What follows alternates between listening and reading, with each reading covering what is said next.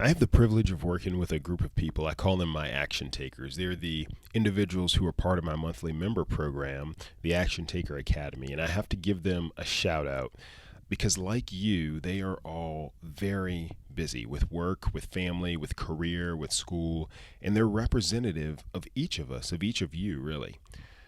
They're trying to figure out a way to live up to obligations and expectations while fitting in healthy habits like nutrition, like exercise and rest. And there are many ways to define success, right? But we define success in the Action Taker Academy as doing a little bit better today than you did yesterday, by doing better this week than you did last week, by making 2020 better than 2019 from a healthy habit standpoint.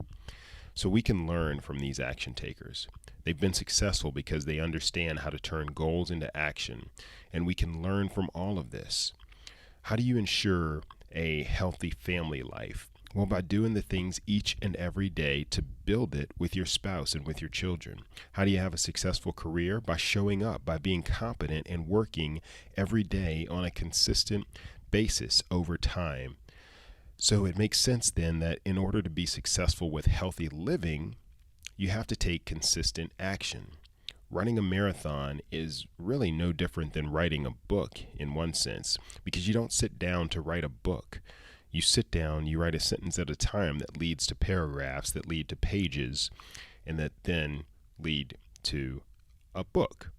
And the marathon isn't a 26-mile stint, it's a series of steps that lead to a mile over and over again. And that's how we need to view our habits, whether it's weight loss, lower cholesterol, better heart health, flexibility, strength, endurance, you name it, right? None of this happens overnight.